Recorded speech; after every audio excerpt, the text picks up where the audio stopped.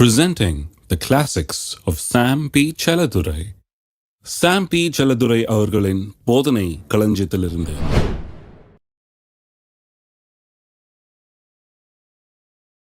பரலோக ராஜ்யத்தின் திறவுகோல்களை நான் உனக்கு தருவேன். பூலோகத்தில் நீ கட்டுகிறது எதுவோ அது பரலோகத்திலும் கட்டப்பட்டிருக்கும். பூலோகத்திலே நீ கட்டவிழ்ப்பது எதுவோ அது பரலோகத்திலும் கட்டவிழ்க்கப்பட்டிருக்கும். பரலோக ராஜ்யத்தின் திறவுகோல் பாருங்க, நீ கட்டுவது அங்கே கட்டப்பட்டிருக்கும், நீ கட்டவிழ்ப்பது அங்கே கட்டவிழ்க்கப்பட்டிருக்கும். கொஞ்சம் நல்லா யோசித்து பாருங்க, எப்படி கட்டுவீங்க, எப்படி கட்டவிழ்ப்பீங்க? இது எங்கேயா போட்டு வச்ச முடிச்சா? கிடையாது. இங்கே கட்டுகிறது கட்டவிழ்ப்பது என்கிறது நம்முடைய நாவின் வார்த்தைகளை பற்றி சொல்லி இருக்கிறது. அதிகாரம்னா அது எங்கே இருக்குது? அது நாவில் இருக்கிறது, அது எங்கேயோ இல்லை, இது நாவில் இருக்கிறது. இந்த நாவை போல ஒரு வல்லமை உள்ள ஒரு சரீர அவயவம் கிடையாது மனுஷனுக்கு. ஹலோ, அப்போ இதில் தான் ரொம்ப அட்டென்ஷன் ரொம்ப அதிகமாக பே பண்ணணும். ரொம்ப ஜாக்கிரதையாக இருக்கணும். இதில் இதை திறக்கும் போதே ஜாக்கிரதையாக இருக்கணும். திறக்கலாமா வேணாமா? பரலோக ராஜ்யத்தை திறக்கிறோமா இல்லை வேறு எதையாக திறந்துன்னு இருக்கிறோமா? பிரச்சனையை திறக்கிறோமா, சண்டையை திறக்கிறோமா, சச்சரவை திறக்கிறோமா, அல்லது பரலோக ராஜ்யத்தின் ஆசீர்வாதங்களை திறக்கிறோமா?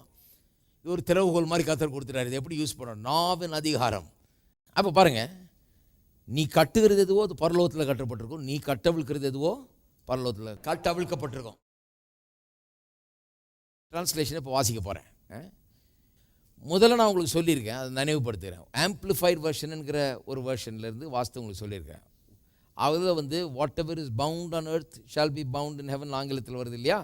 What ever is loosed on earth shall be loosed in heaven வர்ற அந்த காரியத்தை எப்படி மொழிபெயர்த்திருக்கலாம்னா, whatever is already bound up in heaven you must bind on this earth, whatever is already loosed up in heaven you loose on this earth என்கிற அர்த்தத்தில் அங்கே சொல்லப்பட்டிருக்கு. அப்போ என்ன அர்த்தம்? பரலோகத்தில் எதெல்லாம் கர்த்தர் கட்டி இருக்கிறாரோ அதை நீ இங்கே கட்டு, அது பரலோகத்தில் கட்டப்பட்டிருக்கும். எதெல்லாம் அதை லூஸ் பண்ணியிருக்காரோ அதை நீ இங்கே லூஸ் பண்ண, அது பரலோகத்திலையும் கட்டவிழ்க்கப்பட்டிருக்கும். அப்படி தான் சொல்லியிருக்கு இல்லையா? இன்னும் 3 டிரான்ஸ்லேஷனை வாசிக்கிறேன், ஏன்னா இது ரொம்ப அற்புதமான ஒரு சத்தியம். இதில் சில காரியங்களை நாம் புரிந்து கொள்ள வேண்டும்.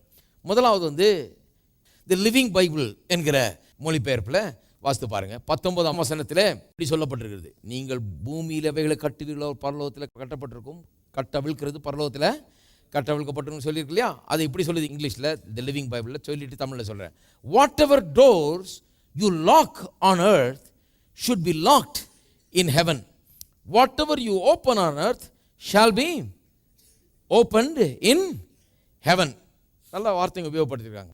Whatever doors you lock on this earth, எந்தெந்த கதவெல்லாம் நீ பூட்டுறியோ அது பரலோகத்திலும் பூட்டப்பட்டிருக்கும். எந்தெந்த கதவெல்லாம் நீ திறக்கிறியோ அதெல்லாம் பரலோகத்திலும் திறக்கப்பட்டிருக்கும். அப்போ ஆம்பிளிஃபைட் பைபிளை வச்சு பார்த்தா பரலோகத்தில் எந்த கதவு நமக்காக திறக்கப்பட வேணும்னு சொல்லியிருக்கு பார்த்து அதை அந்த கதவை நாம் திறக்கணும். பரலோகத்தில் எந்த கதவெல்லாம் நமக்கு எதிராக பூட்டப்பட்டிருக்கணும்னு சொல்லியிருக்கோ அதெல்லாம் நம்ம பூமியில் பூட்டணும். சரி, ஆனால் நிறைய பேர் என்ன சொல்கிறாங்க, கர்த்தர் கதவை திறக்கணும் பிரதர், கதவு பூட்டி இருக்கு ஜெபம் பண்ணுங்க பிரதர், திறக்கணும் பிரதர். பூட்டி இருக்கிற கதவு உங்களுக்காக திறக்கப்பட வேண்டும் என்று இருந்தால் அதுதான் தேவனுடைய சித்தமாக இருக்குமானால், அதுதான் கர்த்தர் இங்கே சொல்லியிருப்பார் என்றால், அதுதான் பரலோகத்தின் நீதியாக இருக்குமானால், அந்த பூட்டி இருக்கிற கதவை நீங்கள் திறங்க. அந்த அதிகாரம் திறவுகோல் உங்கள் கையில் கொடுக்கப்பட்டிருக்கு. அதுக்கு தான் திறவுகோலை கொடுத்துருக்கிறாரு. சாவியை வச்சுக்கிட்டு ஆண்டவரே நீர் தரோன்னு சொல்லிட்டு இருக்கக்கூடாது. கர்த்தர் வாசலை திறப்பாராக, கர்த்தர் அவர் திறக்கணுங்க. அதனால தான் சில ஜெபங்கள் வேலை செய்வது கிடையாது. ஒருத்தர் ஒரு பிரசங்கம் பண்ணார் ஒரு தடவை, ஏன் ஜெபங்கள் சில நேரத்தில் வேலை செய்ய என்னென்னமோ காரணம்லாம் சொல்கிறார். ஆனால் இதை சொல்ல பாருங்கள், ஏன் வேலை செய்யாது கிடையாதுன்னா, நான் சொல்கிறேன் ஏன் சில ஜெபங்கள் வேலை செய்கிறது கிடையாதுன்னா, எல்லா ஜெபமும் வேலை செய்யணும், ஆனால் ஜெபிச்சது வேலை செய்யலைன்னா கொஞ்சம் யோசித்து பாருங்கள். நீங்கள் செய்கிற எதையாவது ஒன்றா அவரை செய்ய சொல்லிட்டீங்கன்னா எப்படி செய்வார் அவர்?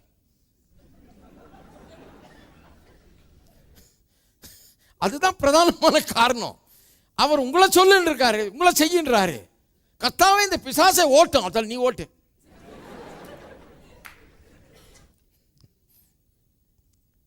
இந்த பிசாசை கொஞ்சம் பார்த்துக்கோ ஆண்டவரே. நான் இந்த பிசாசை பார்த்துக்கணுன்றாரு. நீ பார்த்துக்கோ. எல்லா துரைத்தனங்களையும் அதிகாரங்களையும் வல்லமையும் கத்தத்தையும் உன்னுடைய பாதத்துக்கு கீழே வைத்திருக்கிறேன்னு சொல்கிறாரு. அப்போ அவர்கிட்ட போய் அந்த மாதிரி ஜபம்லாம் பண்ண முடியாது. அந்த மாதிரி ஜபம் பண்ணால் வேலையை செய்யாது. அப்புறம் ஜபம் பண்ண பிரதர் அப்போஸ்தலனாகிய பவுல் தான் சொல்றாரு பாருங்க, மாம்சத்திலே எனக்கு ஒரு முள் கொடுக்கப்பட்டிருக்கிறது, இந்த முள் நீங்கும்படியாக 3 தரம் நான் ஆண்டவரத்தில் போய் ஜெபிச்சேன் அப்படின்னாரு. இதெல்லாம் நிறைய கிறிஸ்தவங்களுக்கு இது ரொம்ப அல்வா மாதிரி, இது அல்வா சாப்பிட்ற மாதிரி. ஆஹா, அப்போஸ்தலனாகிய பவுலும் அடியேனை போலவே 3 தடவை ஜெபித்தாராம். பாருங்க, சாம் செல்லதுரை சொல்றார் 1 தடவை ஜெபித்தா போதுன்றாரு. இவரெல்லாம் என்ன பிரசங்கியார்? பவுலே 3 தடவை ஜெபிச்சா நம்ம எல்லாம் 30 தடவை ஜெபிக்க வேணாமா? அப்ப அநேகருக்கு இது 3 தடவை ஜெபம் பண்ணார் அவர். 3 தடவை ஜெபம் பண்ணாலும் அந்த மாம்சத்தில் இருந்த முள் நீங்கவே இல்லையாக்கும். ஆகவே அவரே 3 தடவை பண்ணி நீங்கலை. நீங்காது மட்டுமல்ல, கடைசி ஆண்டவர் அவருக்கு 3 தடவைக்கு பிறகு பதில் அளித்தாராம். 3 தடவைக்கு பதில் அளித்த போது என்ன சொன்னாராம்? என் கிருபை உனக்கு போதும். அதை நிறைய பேர் எப்படி நினச்சிக்கிறாங்கன்னா, என் கிருபை உனக்கு போதும்னா பரவாயில்லப்பா, எவ்வளோ நல்லதெல்லாம் பெற்றிருக்கிற நீ, இதை முள்ளு தானே இருந்துட்டு போகுது, அது என் கிருபையை வச்சு நீ இதையும் வச்சுக்கோ, அப்படியே சமாளி. என் கிருபை உனக்கு போதும்னா இது நீங்காது, முள் நீங்காது, இந்த முள்ளு தான், இது உன் வாழ்நாள் முழுக்க அப்படியே இருக்கும், நீ இதை வச்சு இதை அப்படியே சமாளி, என் கிருபை உனக்கு போதும்னாருன்னு. கிடையாது, அப்படியே கிடையாது. அவர் என்ன சொல்கிறாரு? 3 தடவைக்கு பிறகு ஏன் பதில் பாருங்கள். ஏன் முதல் தடவை கர்த்தர் கேட்கலையா? முதல் தடவை பதில் அளிக்க மாட்டாரா? நீ கூப்பிடு, நான் உனக்கு மறு உத்தரவு அளிப்பேன்னு சொல்லியிருக்கிறாரு. கேளுங்கள் அப்பொழுது உங்களுக்கு கொடுக்கப்படும் சொல்லியிருக்கிறாரு. கேளுங்கள் உங்கள் சந்தோஷம் நிறைவாயிருக்கும்படி கேட்டு பெற்றுக்கொள்ளுங்கள் சொல்கிறாரு. நான் கேட்கறதெல்லாம் என் ஐடியா இல்லை, பவுலுடைய ஐடியா இல்லை, யாருடைய ஐடியா இல்லைங்க. அவர் தான் சொன்னார், கேள் கொடுக்கப்படும். கேட்டவனில் எவனும் பெற்றுக்கொள்ளுகிறான்னு சொன்னார். அப்போ அவ்வளோ சொல்லிட்டு எதுக்கு 3 தடவை நான் கேட்கணும்? எதுக்கு 3 தடவை நான் கேட்டு அது கண்ணீர் விட்டு கெஞ்சி கிடக்கணும்? நான் ஏன் சொன்னால் 3 தடவை இவர் கேட்டதும் இன்வாலிட் ப்ரேயர். இது இந்த ஜெபமே சரியான ஜெபம் கிடையாது. 3 தடவை ஜெபம் பண்ணியிருக்கிறாரு, பதிலே வரல. 3ஆவது தடவை சரி இன்னும் அழுதுட்டு கிடக்க போகிறான் மனுஷன் சொல்லிட்டு சொல்கிறாரு, என் கிருபை உனக்கு போதும் அப்படிங்கிற. அப்படின்னா என்ன அர்த்தம்? பவுலே, உனக்கு நான் கொடுத்திருக்கிற கிருபை, கல்வாரி சிலுவையின் மூலமாக நான் செய்து முடித்தது, இந்த மீட்பு, பிசாசின் மீது வென்ற வெற்றி, உன்னை கொண்டு உன்னதத்தில் உட்கார வச்சிருக்கிறது, உன்னுடைய பாதத்துக்களை எல்லா துறைத்தினங்களையும் அதிகாரங்களையும் வல்லமையும் கர்த்தத்துவத்தை நான் வைத்திருக்கிறது, உனக்கு நான் அதிகாரம் கொடுத்திருக்கிறது, அதுதான் என்னுடைய கிருபையின் ஒட்டு மொத்தம். அந்த கிருபை உனக்கு போதும். இந்த பிரச்சனையை மேற்கொள்கிறதுக்கு இந்த மாம்சத்தில் முள், இந்த பிசாசின் கிரியைகளை, உனக்கு எதிராக எழும்பி இருக்கிற ஆயுதங்களை ஒன்றுமில்லாமல் ஆக்குகிறதுக்கு உனக்கு நான் கொடுத்திருக்கிற என்னுடைய கிருபை உனக்கு போதும், நீ பண்ணுப்பான்றாரு. சிம்பிளா சொல்ல போனா, என் கிருபை உனக்கு போதும்னா இதை தீர்க்கிறதுக்கு, இந்த பிரச்சனையை சால்வ் பண்றதுக்கு, இந்த பிரச்சனையை ஒன்றுமில்லாமல் ஆக்கிறதுக்கு சகல வல்லமையும் சக்தியும் உன்னிடத்தில் இருக்குது, திறவுகோல் ஒன்றில் இருக்குது. நீ ஏன் என்ன பார்த்து ஜெபம் பண்ணிட்டு இருக்கிறேன்றார். ஹலோ, இருக்கீங்களா? அப்ப ஜெபம் வேலை செய்யலாம், கொஞ்சம் யோசித்து பார்க்கணும். நம்ம செய்ய வேண்டியதை அவரை செய்ய சொல்லிட்டு இருக்கிறோமான்னு. அப்போ வாசல்களை திறப்பது, வாசல்களை மூடுவது, இதெல்லாம் எங்கே பண்ணணும்? நாமளும் தெரிஞ்சு வச்சுருக்கணும். எந்த வாசல்லாம் கர்த்தர் எனக்காக திறந்து வச்சிருக்கிறார், அந்த வாசல் இங்கே மூடி இருந்துச்சுன்னா நான் என்ன பண்ணணும்? திறன்னு சொல்லணும். சுகத்தின் வாசல் எனக்காக திறந்து வைக்கப்பட்டிருக்கிறது, இங்கே அதை பிசாசு மூடினா நான் என்ன பண்ண? எட்டி ஒரே உத திறப்பேன். ஏன்னா பரலோகம் எனக்கு சொல்லி இருக்கிறது, இந்த வாசல் எனக்காக திறக்கப்பட்டிருக்கிறது. வழியை கர்த்தர் ஏற்படுத்தி இருக்கிறார். என்னுடைய வியாதியிலிருந்து நான் தப்பி வெளியே வரும்படியான வழியை, ஒரு மார்க்கத்தை தேவன் எனக்கு சிலுவையின் மூலமாக உண்டு பண்ணி இருக்கிறார். இதுக்காக நான் கெஞ்சிட்டு இருக்க போறதில்லை, இதுக்காக நான் கண்ணீர் விட போறதில்லை. இயேசுவின் நாமத்தினால எனக்கு கொடுக்கப்பட்டிருக்கிற இந்த திறவுகோலை வைத்து இதை திறக்க போகிறேன். இல்லையா? இருக்கீங்களா? அப்ப ஜெபம் எப்படி இருக்கணும்? முதல்ல இந்த திறவுகோலை யூஸ் பண்ற ஜெபமா இருக்கணும். இன்னொரு டிரான்ஸ்லேஷன் வாசிக்கிறேன் பாருங்க. டுடேஸ் இங்கிலீஷ் வெர்ஷன் அப்படின்னு ஒரு வெர்ஷன் இருக்குது. இப்போ டுடேஸ் இங்கிலீஷ் வெர்ஷனில் 19ஆம் வசனம் இப்படி சொல்லிக்கப்பட்டிருக்கு. What you prohibit on earth shall be prohibited in heaven, and what you permit on earth shall be permitted in heaven. எப்படி சொல்லியிருப்பாருங்க? ப்ரொஹிபிட்னா தடை பண்ணுகிறது, பெர்மிட்னா அலோவ் பண்ணுறது அல்லது அனுமதிக்கிறது. அப்போ வாட் எவர் யூ ப்ரோஹிபிட், நீங்கள் எவைகளையெல்லாம் தடை செய்கிறீர்களோ உங்கள் வாழ்க்கையில், அது பரலோகத்திலும் தடை செய்யப்பட்டிருக்கும். நீங்கள் எவைகளெல்லாம் அனுமதிக்கிறீர்களோ அது பரலோகத்திலும் அனுமதிக்கப்பட்டிருக்கும். அப்போ நிறைய பேர் என்ன சொல்கிறாங்க? அது கர்த்தர் அனுமதிச்சார் பிரதர், இந்த வியாதியை கர்த்தர் கொடுத்துருக்க மாட்டார். நீங்கள் சொல்கிறீங்க, கரெக்டு இருக்கலாம், கொடுக்கறது இல்லை, ஆனால் அனுமதிக்கிறாரா இல்லையா? அப்பா பெரிய பாயிண்ட். அவர் அனுமதிக்கிறாரியா? இதெல்லாம் கர்த்தர் அனுமதிக்கிறார். கர்த்தர் சொல்றாரு, அனுமதிக்கிறதும் அனுமதி மறுக்கிறதும் நான் இல்லப்பா, நீ. ஹலோ, பாருங்கயா, அந்த தரித்திரம் ஏதோ ஒரு நோக்கத்துக்காக வந்திருக்கிறது. கர்த்தர் கொடுத்திருக்கிறார்.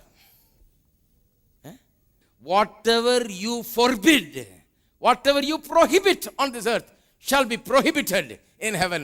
Whatever you permit on this earth shall be permitted in heaven. எவைகளை எல்லாம் உன்னுடைய வாழ்க்கையில நீ தடை செய்கிறாயோ அவைகள் பரலோகத்தில் தடை செய்யப்பட்டிருக்கும். எவைகள் எல்லாம் உன்னுடைய வாழ்க்கையில நீ அனுமதிக்கிறாயோ அவைகள் பரலோகத்தில் அனுமதிக்கப்பட்டிருக்கும். ஆகவே தரித்திரத்தை உங்கள் வாழ்க்கையிலிருந்து, உங்கள் குடும்பத்திலிருந்து, உங்கள் கையின் பிரயாசத்திலிருந்து, இப்படிப்பட்ட பொருளாதார தோல்வியை, குறைவை, தாழ்ச்சியை இயேசுவின் நாமத்திலே தடை செய்யுங்கள்.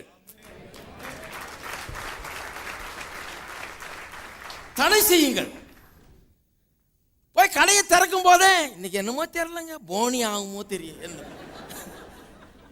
போனி ஆனா பார்க்கலாம், போனி அது கிடையாது. கடையை திறக்கும் போதே அந்த சாவியை போடும் போதே இந்த சாவி வேலை செய்யணும். இந்த சாவி மெயின் இல்லைங்க, இந்த சாவி தான் மெயின்.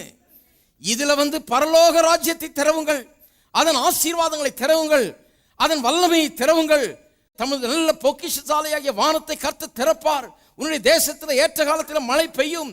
நீயோ கடன் வாங்காதிருப்பாய், கடன் கொடுக்கிறவனாய் இருப்பாய், கீழாயிராமல் மேலாயிருப்பாய், வாளாயிராமல் தலையாயிருப்பாய். வாயில சொல்லுங்கள், இயேசுவின் நாமத்தினாலே. இந்த சாவியை போடுறதுக்கு முன்னால இந்த சாவியை யூஸ் பண்ணுங்க. கடைக்கு போய் சாவி போடுறது இருக்கட்டும், வீட்டிலே ஆரம்பிச்சிருங்க. கடன் வாங்காது இருப்பேன், கடன் கொடுக்கிறவனாய் இருப்பேன், வாளா இல்ல தலையாய் இருப்பேன், கீழே இல்ல மேலாய் இருப்பேன். கர்த்தர் தமது நல்ல பொக்கிஷசாலையாகிய வானத்தை திறப்பார். என் காட்டுல மழை பெய்யும், இயேசுவின் நாமத்திலே எனக்கு பெய்யும். ஊரெல்லாம் பெய்யலன்னு பேப்பர்ல போட்டிருக்குது, அதான் பேப்பரை முதல்ல படிக்காதீங்க. என் காட்டுல பெய்யும். உபாகம் 28 சொல்லுது, எங்க ஊர்ல பெய்யும், என் வீட்டுல பெய்யும், என்னுடைய வாழ்க்கையில பெய்யும், என்னுடைய பேங்க் அக்கவுண்ட்ல பெய்யும். பெய்யும், இயேசுவின் நாமத்தில் அது பெய்யும். பொருளாதார தாழ்ச்சியை, இல்லாமையை, வறுமையை, குறைவை இயேசுவின் நாமத்திலே தடை செய்கிறேன். அது தடை செய்யப்பட்டிருக்கிறது. என்னுடைய வீட்டில் அதுக்கு அனுமதி கிடையாது, என்னுடைய வாழ்க்கையில் அது அனுமதி கிடையாது, என்னுடைய கையின் பிரயாசத்தில் அதற்கு அனுமதி கிடையாது. இயேசுவின் நாமத்தில் அதை தடை செய்கிறேன். பெருக்கத்தை, ஏராளத்தை, தாராளத்தை, தேவனுடைய ஆசீர்வாதத்தை இயேசுவின் நாமத்திலே நான் கட்டவிழ்கிறேன். இதை பேச முடியாதா காலையில்? ஹலோ, நிறைய பேர் காசெல்லாம் பீரோவில் வச்சு பத்திரமா பூட்டி வச்சிருக்கிறது போல நிறைய பேருடைய ஆசீர்வாதங்கள் இவங்களுக்காக பூட்டி வைக்கப்பட்டிருக்குது பத்திரமா. இவங்க திறந்து எடுக்கிறதே கிடையாது, பத்திரமா இவங்களுக்காக வைக்கப்பட்டிருக்கிறது. வச்சு சாவியும் கத்திரி இவங்ககிட்ட கொடுத்துருக்காரு, இந்த வச்சுக்கோ சாவி. ஆனால் இவங்க அன்றாடம் கண்ணீர், ஆண்டவரத்தில் என்னுடைய கண்ணீர் போய் எட்டும் என்று நம்புகிறேன் ஐயா. இந்நேரம் என்னுடைய கண்ணீரை பிடித்தால் நதி நதியாய் ஓடும். இதெல்லாம் பழைய காலத்து கதை. இதெல்லாம் அது நதி நதியாக ஓடுறது கிடக்கட்டும். உங்களுக்காக அவருடைய ரத்தம் இந்த பூமியிலே சிந்தப்பட்டது. எதுக்காக? அந்த தரித்திரத்தின் சங்கிலியிலிருந்து, அதன் வல்லமையிலிருந்து, அதன் அதிகாரத்திலிருந்து உங்களை விடுதலையாக்கி அதிகாரம் உள்ளவர்களாக, அதன் மீது அதிகாரம் உள்ளவர்களாக உங்களை மாற்றும்படியாக இருக்கீங்களா? அப்போ என்ன பண்ணுறீங்க? தடை செய்யுங்கள், குறைவுகளை தடை செய்யுங்கள், பிரச்சனைகளை தடை செய்யுங்கள், குழப்பங்களை தடை செய்யுங்கள், குடும்பத்தில் சமாதானம் இல்லாத நிலையை தடை செய்யுங்கள், சண்டைகளை தடை செய்யுங்கள். ஹலோ, பர்மிஷன் கிடையாது. நீங்களே பர்மிட் கொடுத்தீங்கன்னா அப்புறம் ஏதோ கர்த்தர் அனுமதிச்சார், இவங்களே அனுமதிச்சுட்டு அப்புறம் கர்த்தர் எதுக்கு அனுமதிச்சாருன்னு தெரியலையா? கர்த்தர் ஏதோ பாடம் கற்றுத்தர விரும்புகிறாருன்னு நினைக்கிறேன். அப்படி சொல்கிற ஆளுங்கள்லாம் பாருங்கள், எந்த பாடமும் கற்றுக்கல. நான் கேட்குறது, எப்போ தான் இப்போ கற்றுக்க போகிறீங்க? இவ்வளோ நாளாக 20 வருஷமாக இருக்குது, 20 வருஷத்தில் ஏதாவது கற்றுக்கிட்டீங்களா? அப்போ நீங்கள் நினைக்கிற அந்த எண்ணத்தில் ஏதோ தவறு இருக்குதுன்னா அதை யோசிக்கிறீங்களா? 20 வருஷமாக இதே நிலையில் இருக்கிறீங்களா? கர்த்தர் ஏதோ பாடம் சொல்லித்தர விரும்புகிறாருங்களா? அவருக்கு என்ன கற்றுத்தர தெரியலையா? அவருக்கு 20 வருஷம் இன்னும் கற்றுக்கலையா? நீங்கள் ஏன் கொஞ்சம் கண்ணை விழித்து பார்க்கக்கூடாது? நம்ம பண்ணுறதுல ஏதாவது தப்பு இருக்கா? பைபிள் என்ன தான் சொல்லியிருக்கு, வேதம் என்ன சொல்லுது, கர்த்தருடைய வார்த்தை என்ன சொல்லுது என்று கொஞ்சம் பார்க்கக்கூடாதா? நான் சொல்லுகிறேன், நீங்கள் எவைகளை தடை செய்கிறீர்களோ தடைப்பட்டிருக்கோம் பரலோகத்தில். எவைகளை அனுமதிக்கிறீர்களோ அவைகள் தான் உங்களுடைய வாழ்க்கையில் அனுமதிக்கப்பட்டிருக்கும். அப்போ வீட்டுக்கு ஓனரு சாவியை வச்சிட்டு இருக்கிற மாதிரி நீங்கள் இருக்கிறீங்க. எது வரணும்னு நீங்கள் விரும்புகிறீங்களோ அதுதான் வரணும். எது வெளியே நிற்கணுமோ அது உங்கள் உத்தரவு இல்லாமல் எது உங்கள் வீட்டுக்குள்ளே வரக்கூடாது, உங்கள் வாழ்க்கைக்குள்ளே அது வரக்கூடாது. உங்கள் வீட்டு வாசலில் விட மாட்டீங்க கண்டதையும், இல்லையா? உங்கள் வாழ்க்கைக்குள்ளே எப்படி நீங்கள் அனுமதிக்கலாம்? எதிர்த்து நிற்க வேண்டும், வெளியேற்ற வேண்டும், அத்து மீறல்களை எதிர்க்க வேண்டும். இயேசுவின் வல்லமையினாலே, அவருடைய நாமத்தின் வல்லமையினாலே எதிர்க்க வேணும். பிசாசு பாருங்கள், எந்தாவது வழி கொஞ்சம் திறந்துருந்தால் பின்னால் கதவு திறந்தால் அதில் நுழைவான். ஜன்னல் கம்பியை நுழைச்சி வரலான்னு பார்ப்பான். எப்படி ரொம்ப என்ன பண்ண, நாம் அதை எதிர்க்கிறதுக்காக தான் நாம் இருக்கிறோம். இயேசுவின் நாமத்தின் வல்லமையினாலே அவனை எதிர்க்கிறோம். அவனுடைய சகல கிரியைகளும் இயேசுவின் நாமத்தில் ஒன்றுமில்லாமல் ஆக்குகிறோம். அதெல்லாம் நம்முடைய பாதபடியின் கீழே இருக்கிறது. அவையெல்லாம் நம்ம ஒன்று மேற்கொள்ள முடியாது. சரி, கடைசி இன்னொன்று வாசிக்கிறேன். 20th century translation. 20th century translation. இதுவும் கொஞ்சம் வித்தியாசம், ஆனால் நல்லா இருக்குது. Whatever you forbid on earth will be held in heaven to be forbidden, and whatever you allow on earth will be held in heaven to be allowed. கொஞ்சம் அதே மாதிரி தான், கொஞ்சம் இந்த அலவுடுன்ற வார்த்தை எனக்கு ரொம்ப வருது. ஏன்னா கர்த்தர் அலவ் பண்ணிட்டாருன்னு நிறைய சொல்கிறாங்க. நிறைய பேர் கர்த்தர் தாங்க அலவ் பண்ணியிருக்கிறார். இதை எதுக்கோ ஒரு காரணத்துக்காக கர்த்தர் அலவ் பண்ணியிருக்காரு. அலவ் பண்ணுறதெல்லாம் நாம தான் வேதம் சொல்லுது. நீங்கள் எவைகளையெல்லாம் அனுமதி மறுக்கிறீர்களோ, ஃபோர்பிட்னா தடை பண்ணுகிறீர்களோ, அவைகளெல்லாம் பரலோகத்திலே தடை பண்ணப்பட்டதாக வைக்கப்படும். நீங்கள் எவைகளையெல்லாம் அனுமதிக்கிறீர்களோ, அலவ் பண்ணுகிறீர்களோ, அவைகள் பரலோகத்திலே அனுமதிக்கப்பட்டதாக எண்ணப்படும். அப்போ காட் அலவுட் இட்ன்ற பேச்சுக்கே இடமே கிடையாது. காட் பர்மிட்டட்ன்ற பேச்சுக்கே இடமே கிடையாது. God does not allow or permit anything that you do not allow or permit. Whatever you permit and allow, God permits and allow. இருக்கீங்களா? கொஞ்சம் புத்தியை கொஞ்சம் தீட்டணும்னு சொல்கிறதுக்கு இருந்தேன். வாஷே பண்ணணும், கொஞ்சம் வாஷே பண்ணி புதுசாக்கணும். ஏன்னா அது ரொம்ப அதில் இருக்குது, பழைய இதில் இருக்குது நிறைய பேருக்கு. கர்த்தர் அலோவ் பண்ணுறதில்ல, நாம் தான் அலோவ் பண்ணுகிறோம். அப்போ பாருங்கள், இருக்கீங்களா? நான் தான் அலோவ் பண்ணுறேன், நீங்கள் தான் அலோவ் பண்ணுறீங்க. அப்போ யார் தடை பண்ணுறது? யார் அதை எதிர்த்து நிற்பது? யார் அதை கேன்சல் பண்ணுகிறது? யார் அதை பெற்றுக்கொள்ள மறுப்பது, அனுமதிக்க மறுப்பது? நீங்கள் தான். அப்போ அதிகாரம் யார்கிட்ட இருக்குது? ஜீவனும் மரணமும் எங்கே இருக்குது? நாவின் அதிகாரத்தில். இந்த கட்டுகிறது, அவிழ்க்கிறது எல்லாம் நாவிலே செய்யப்பட வேண்டிய ஒன்று. அப்போ நாவு ஒரு விசுவாசிக்கு வல்லமையான விதத்தில் அது இயங்க வேண்டும் என்பதிலே சந்தேகமே கிடையாது.